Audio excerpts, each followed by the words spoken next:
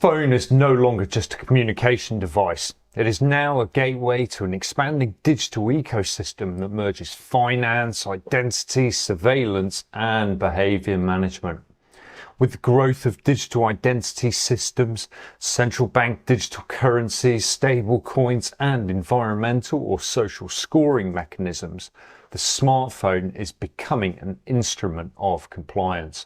It tracks movement, captures data, and increasingly acts as the required interface for accessing any basic services. This consolidation of function makes the smartphone a powerful lever for those who control the digital infrastructure. Governments and corporations can push updates that change what your device does without asking for your consent. What has begun as convenience has quietly become dependency and will certainly soon become coercion if we're not careful. Beyond the structural risks, smartphones have profound effects on the human mind, as growing bodies of research confirm. The constant flood of information fragments attention. The addictive design of social media platforms encourages compulsive checking, while notifications interrupt rest and concentration. These effects reduce emotional stability and contribute to anxiety, irritability, and shorten attention spans. Switching to a simple, stupid phone can offer relief. Without constant alerts, there is more mental space. Presence can return, sleep can improve. People often report rediscovering things just as simple as walking without distraction or engaging more deeply in face-to-face conversation. Basic phones are not as good at tracking location. They do not listen in the background and don't harvest your attention for profit. Going completely without a smartphone is not necessarily feasible for everyone. Many essential tasks now require digital access. Thus, for many, abandoning the smartphone entirely feels like being excluded from modern life. And that is, of course, by design. Yet a hybrid approach may offer a realistic path forward. Having a smartphone kept at home, using only Wi-Fi and not carried in public. Meanwhile, in the outside environment, a basic $20 phone can be used for calls and texts. This can limit location tracking, behavioural data collection, and the constant interruption, while still allowing access to useful digital tools when necessary. Critics sometimes dismiss this shift as nostalgic or technophobic, but this trend is not about rejecting technology altogether. It's about setting limits. In a world where opting out is increasingly viewed with suspicion, choosing not to carry a surveillance-capable device is a quiet act of defiance. It is a refusal to be tracked, scored, and nudged. This digital minimalism is part of a broader movement, I believe, toward intentional living. Like those who grow their own food or educate their children outside standard systems, people returning to simple phones and not looking backwards are choosing to look forwards with optimism. They're asking who benefits from total digital immersion and what freedoms might be lost along the way. The return to low-tech communication poses more than a cultural challenge. It presents a problem for the architecture of the proposed financial reset. Emerging financial systems are of course based on programmable currencies. These rely on total digital participation. Their functionality will be accessed through smartphones tied to biometric ID. Therefore, people using basic phones are not just offline, they're outside this system. Without the expected device, they cannot easily be tracked, geofenced, or excluded from services at a push of the button. This makes them unpredictable and harder to integrate into a system built on compliance.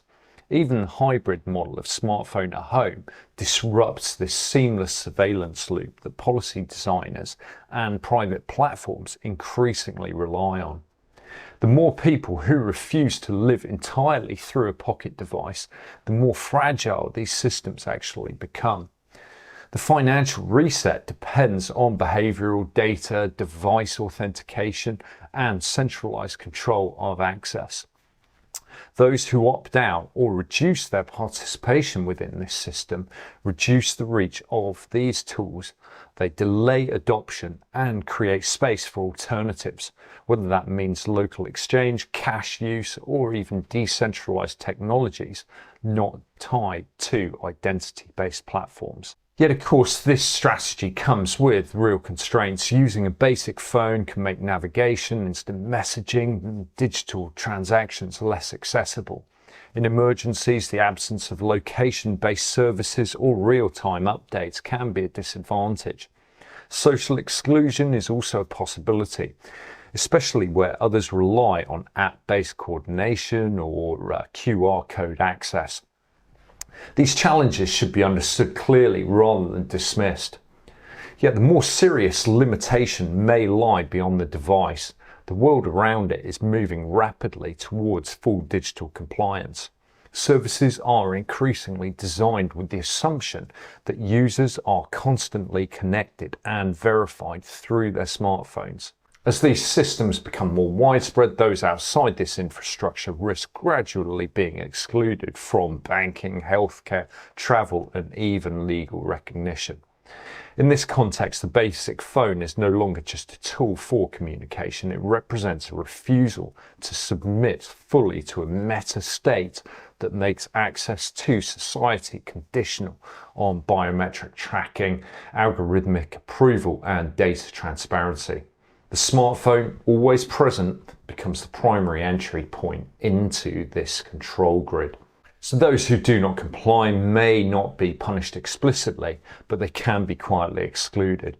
Without the approved device, they may find themselves unable to make payments, move freely, or access those essential services.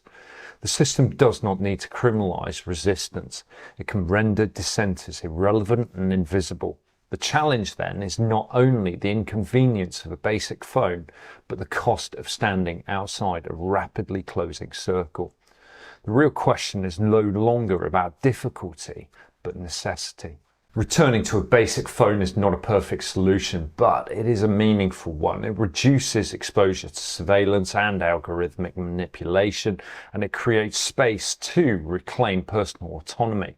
For those unwilling or unable to disconnect entirely, a hybrid model offers a practical path, preserving useful functions while avoiding full immersion in digital systems for constant oversight and behavioural management.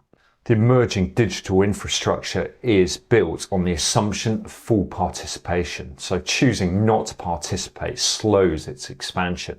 It opens space for human-centered alternatives and keeps freedom of choice alive. Those making this decision are not isolated. Across many countries and age groups, a growing number of people are rejecting total digital dependency. They're motivated by multiple concerns as well as recognition of a common enemy. This noisy crowd are not powerless, for we as citizens, consumers, members of productive society, and educators, our choices signal to platforms and policymakers that control cannot expand indefinitely without significant resistance. So refusing to carry the system in your pocket is not mere avoidance. It's actually a quiet act of leadership. What kind of device you carry, or whether you choose to carry one at all, is not just a personal lifestyle choice. It's a declaration of where you stand. In a time when control is designed to feel convenient, saying no is not retreat. It's the beginning of a different kind of future. For in crisis comes opportunity. Now, thanks so much for joining me. Do consider subscribing, and I look forward to seeing you next time. Bye-bye.